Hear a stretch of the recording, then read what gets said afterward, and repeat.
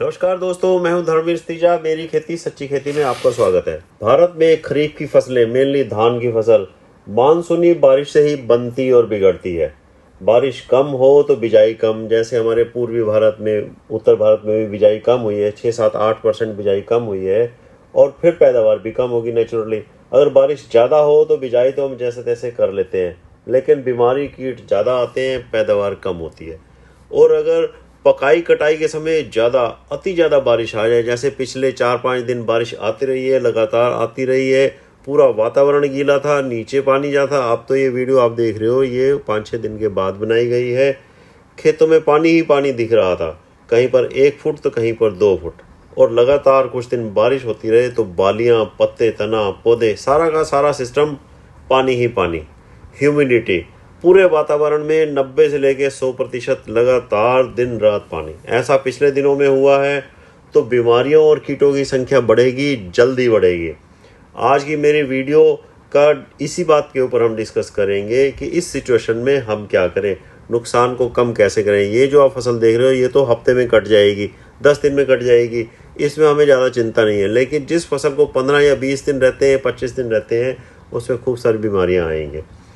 वैसे अब आस्ता आस्ता पौधों के ऊपर से, बालियों, पत्तों से पानी सूखता जा रहा है।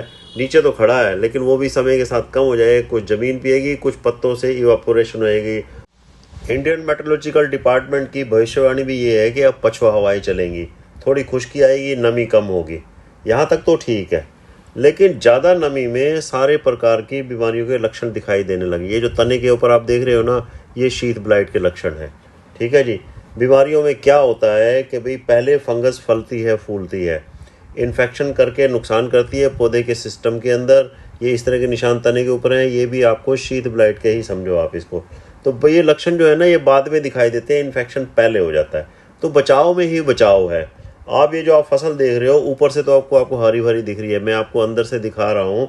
तो अंदर जब आप नज़दीक जाकर देखते हो, ये देखो डर्टी पैनिकल है, दानों का ना रंग काला हुआ जा रहा है। तो इस तरह से आपको अगर लक्षण दिखाई देते हैं, बारिश के बाद दिखाई देते हैं, तो उसका इलाज हमारे को बहुत ज़रूरी करना पड़ेगा और जल्दी करना पड़ेगा। ये पौधे के सिस्टम से ही अंदर शुरू होता है।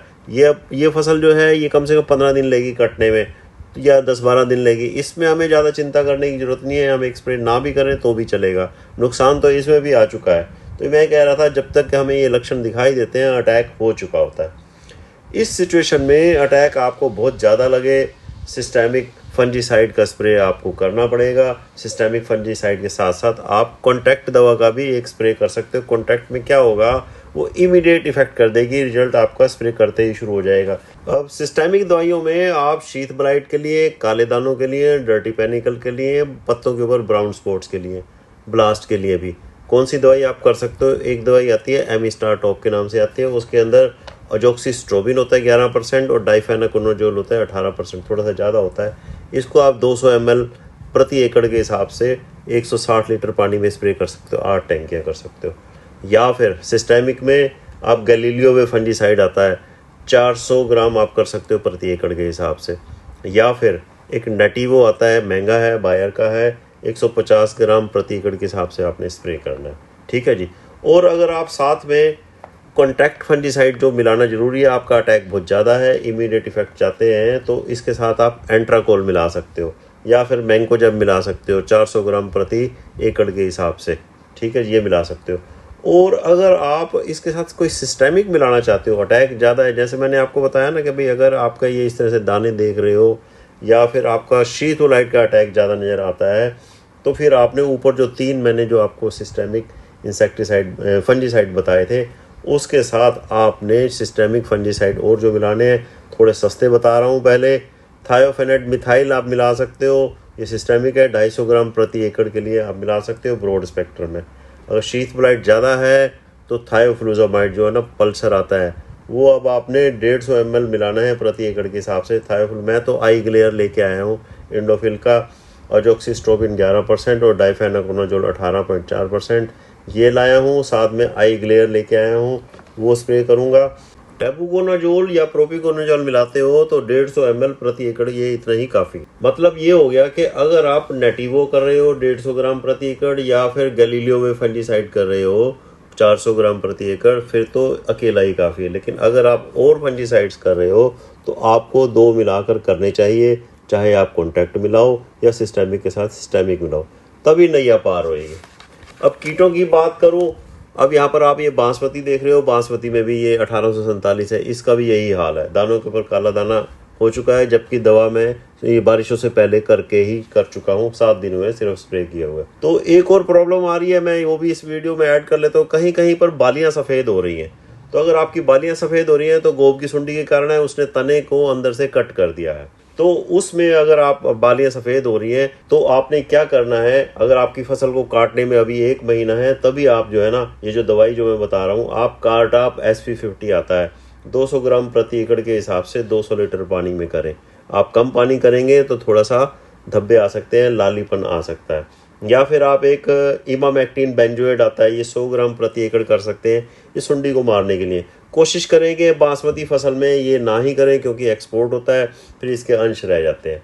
जो कार्डाप मैंने बताया है वो फिड़का मलंगा को भी कंट्रोल करेगा। बालियों के ऊपर जो रस चूसने के लिए मलंगा आता है ना, ज़्यादा अटैक हो तभी आप ये। अब ये आपको मैं दिखा रहा हूँ कि भाई आपने जो तेला है, जो माहू है ऊपर है, उसको कैसे चेक करने, कागज़ रख के ऐसे धप्पा मार के आप चेक कर सकते हो भाई तेला आपके खेत में है कि नहीं है। किनार से थोड़ा अंदर से ही करें। अब इतनी बारिश हुई है तो तेला देखो जी आएगा और जल्दी मल्टीप्लाई होएगा, जल्दी से आएगा, तेज़ी से आएगा, बहुत ज़्यादा मल्टीप्लाई आएगा। 3 साल्ट हैं देखो, सिस्टेमिक है, तेले को कंट्रोल करने के लिए आपने पहले कर चुके होंगे, अब अगर करना पड़े तो आप बदल बदल कर करें। एक है पाइमेट्राजीन है, चेस के नाम से मशहूर है, दूसरा डाइनोटिफ्यूरोन है, ओशिन के नाम से। यहाँ आप देख रहे हो मेरे खेत में तेले का अटैक मुझे बिल्कुल नहीं दिख रहा, क्योंकि इसके अंदर पहले मैंने पैक्सालोन किया था, फिर 20-25 दिन उसका रिजल्ट मिला, फिर उसके बाद मैं इसके अंदर पाइमेट्राजीन मतलब चेस वाला साल्ट कर चुका हूँ। अच्छा, आप पैक्सालोन आपने सुन लिया।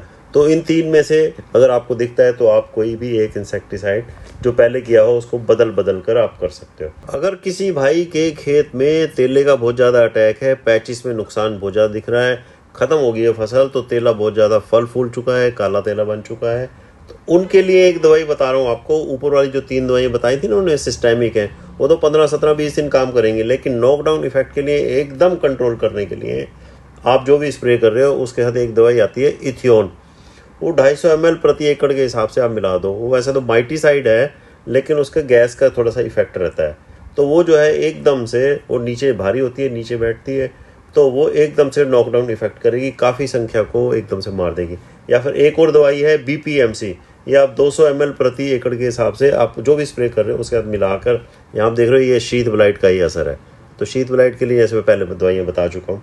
तो BPMC आपने 200 मिलीलीटर प्रति एकड़ मिलाकर स्प्रे कर दो, तो तेले के लिए नॉकडाउन इफेक्ट हो जाएगा, और सिस्टेमिक दवाई जो है बाद में काम करती रहेगी।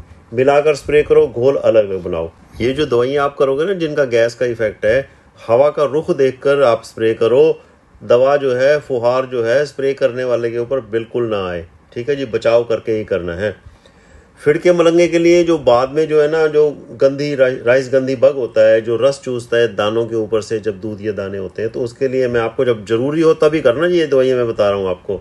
लैम्डा कर सकते हो, साइहेलोथ्रिन 200 मिलीलीटर प्रति एकड़ कर सकते हो, या फिर डेल्टा मैथ्रिन मिला सकते हो 150 ml प्रति एकड़, साइपर मैथ्रिन भी मिला सकते हो आप 150 ml प्रति एकड़, साथ में मिलाकर स्प्रे जो है ना आप कर सकते हो। घोल अलग अलग बनाए।